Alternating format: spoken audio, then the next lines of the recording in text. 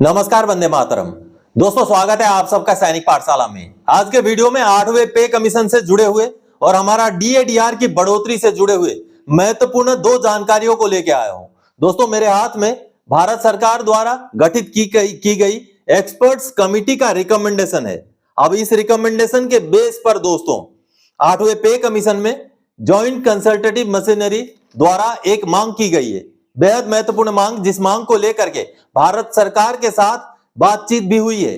जी हां दोस्तों, minimum family unit यानी कि एक परिवार में कितने सदस्यों को लेकर के उनको उनका मिनिमम पेमेंट दिया जाए, उस बात को लेकर के जो जेसीएम ने मांग रखी है, उन्होंने मांग ये रखी है कि जैसे 7वें पे कमीशन में केवल 3 परिवारों का एक यूनिट माना गया था, यानी कि एक परिवार में केवल 3 सदस्य रहेंगे, उस हिसाब से हिसाब किताब करके हमारा मिनिमम पेमेंट फिक्स किया गया था। आगे पूरा चीजें उस रिपोर्ट में है, जो आगे आपको दिखा के समझाऊंगा। लेकिन अब की बार मांग की गई है कि 3.6 का मिनिमम फैमिली यूनिट हो, जिससे हमारा फिटमेंट फैक्टर में ऑटोमेटिक बढ़ोतरी हो जाएगी।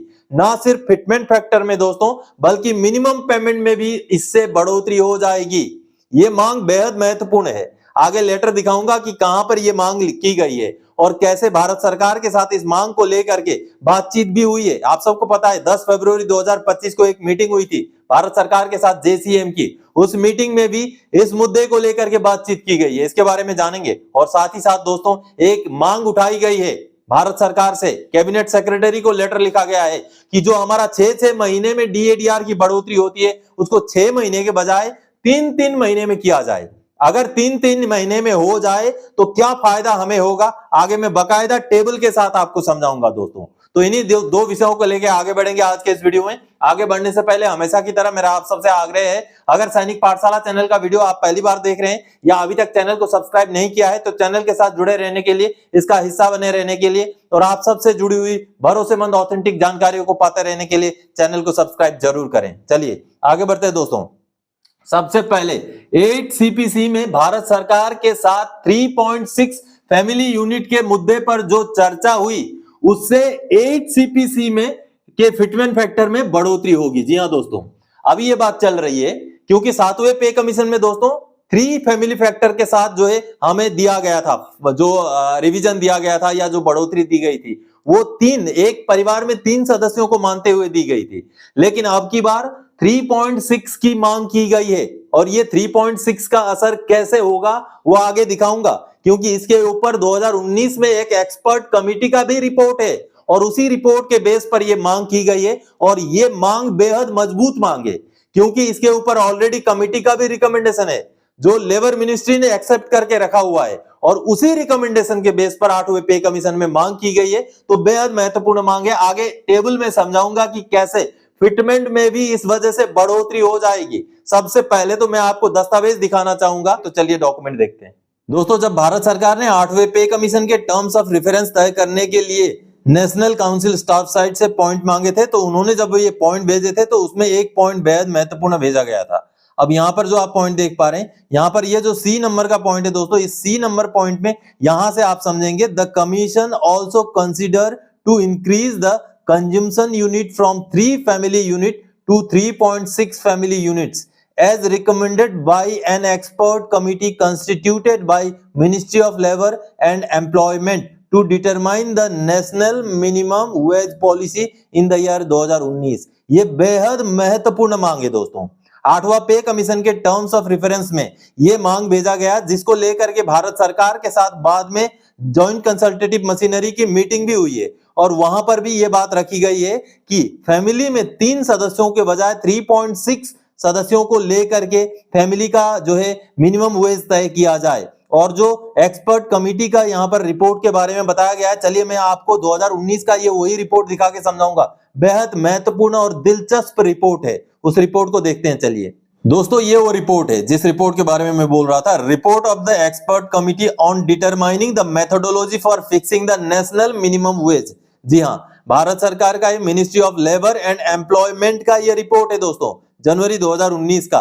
और इसी रिपोर्ट के बेस पर जो 8वें पे कमीशन में फैमिली यूनिट में 3 के बजाय 3.6 फैमिली को लिया जाए, ये मांग रखी गई है। और 3.6 अगर फैमिली लिया जाता है तो किस तरीके से ना सिर्फ मिनिमम वेज बल्कि फिटमेंट फैक्टर पर भी असर पड़ेगा और फिटमेंट फैक्टर भी काफी बढ़ जाएगा। ये आगे मैं आपको इसी रिपोर्ट के जरिए समझाऊंगा।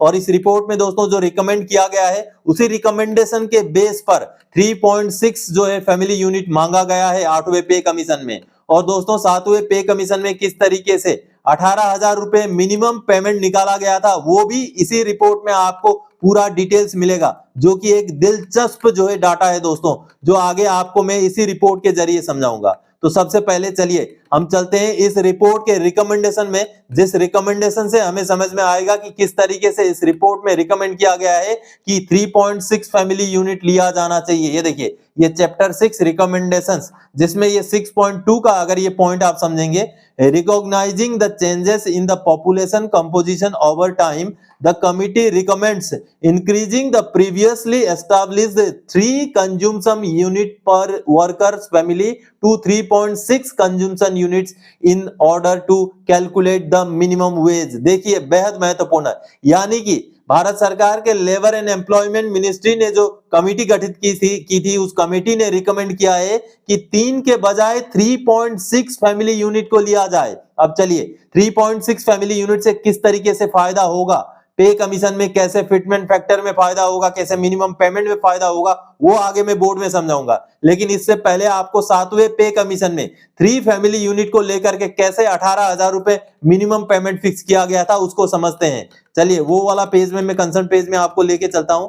ये वाला जो पेज देख पा रहे हैं आप, ये 18,000 रुपए कैसे निकाला गया था यहां पर आपको देखने को मिलेगा। ये देखिए यहां पर 7 सेंट्रल पे कमीशन कैलकुलेशन ऑफ मिनिमम पे, ये देखिए दोस्तों, देखिए राइस ऑब्लिक व्हीट यानी कि चावल और आटा एक इंसान के लिए एक दिन का पर यूनिट 475 ग्राम था, जिसमें महीने का अगर हिसाब किताब करें तो ये देखिए 3 PCU यानी कि 3 लोगों का परिवार यहां माना गया है, क्योंकि ये जो 7वां पे कमीशन का रिपोर्ट है उसी रिपोर्ट के बेस पर ये जो है रिकमेंडेशन बनाया गया है दोस्तों। और इसी चीज को 3 के बजाय अभी 8वें पे कमीशन में 3.6 मांगा गया है। यह आगे मैं समझाऊंगा 3.6 से कैसे फायदा होगा।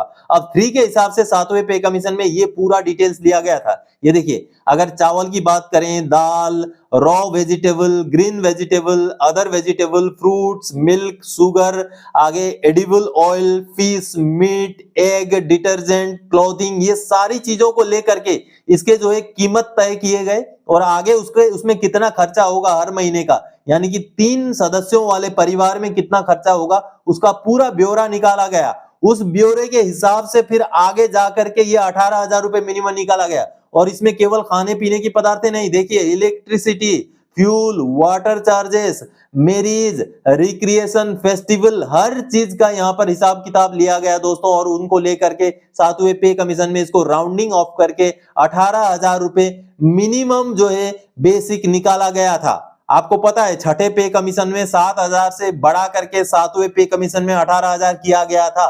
और दोस्तों 2.57 का फॉर्मूला जब 7,000 में लगा था तब जाके 18,000 बना था। और एक तरफ से 18,000 का जो कैलकुलेशन 3 परिवारों वाला यूनिट के हिसाब से भी इस तरीके से निकाला गया था। अब चलिए मैं आपको बोर्ड में समझाऊंगा कि कैसे 3 के बजाय अगर 3.6 जो है अगर परिवार लिया जाए तो कैसे हमारा फिटमेंट फैक्टर में और मिनिमम जो पेमेंट है उसमें बढ़ोतरी हो सकता है। और आगे दोस्तों आपने अभी देखा, इसी रिपोर्ट में देखा कि 3.6 का रिकमेंडेशन भी एक्सपर्ट कमेटी द्वारा किया गया है। चलिए मैं समझाता हूं कि इससे फायदा क्या होगा। अगर 3.6 का फैमिली यूनिट हो जाए तो फायदा कैसे होगा। आपने देखा कि 3 यूनिट का जब फैमिली लिया गया तो 7वें पे कमीशन में 18,000 रुपए मिनिमम जो है बेसिक फिक्स किया गया। अगर यही बेसिक अगर 3.6 के हिसाब से किया जाता तो तब वो जो मिनिमम 18,000 रुपए है वो 21,600 होता।